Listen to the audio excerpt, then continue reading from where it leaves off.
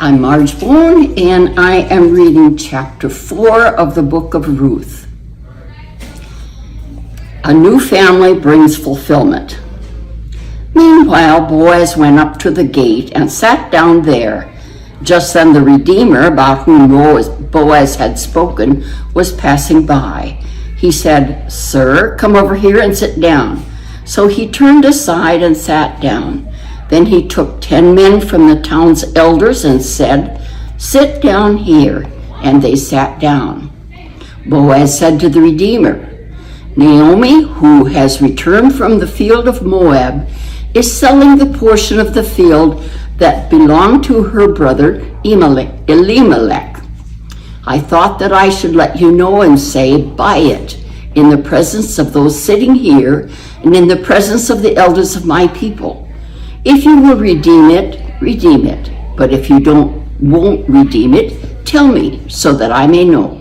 There isn't anyone to redeem it except you, and I'm next in line after you." He replied, "I will redeem it." Then Boaz said, "On the day when you buy the field from Naomi, you also buy Ruth the Moabite, the wife of the dead man, in order to preserve the dead man's name for his inheritance."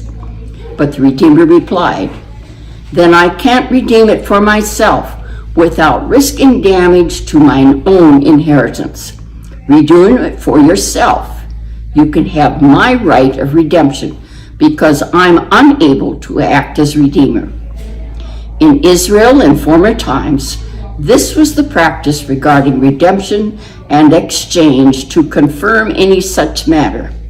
A man would take off his sandal and give it to the other person. This was the process of making a transaction binding in Israel. Then the Redeemer said to Boaz, "Buy it for yourself." And he took off his sandal. Oh, that doesn't end yet. I have to turn the page.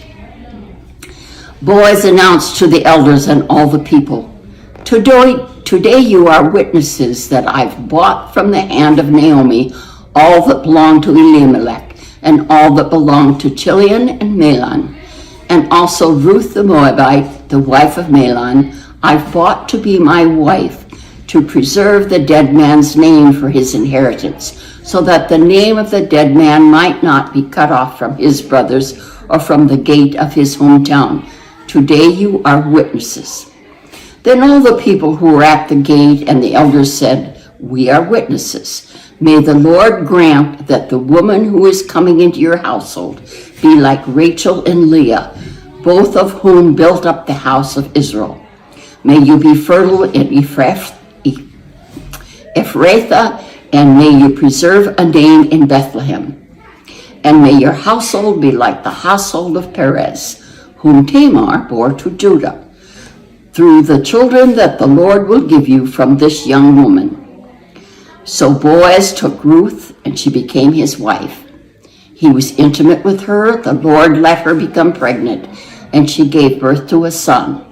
The women said to Naomi, "May the Lord be blessed, who today hasn't left you without a redeemer. May his name be proclaimed in Israel. He will restore your life and sustain you in your old age. Your daughter-in-law, who loves you, has given birth to him. She's better for you than 7 sons."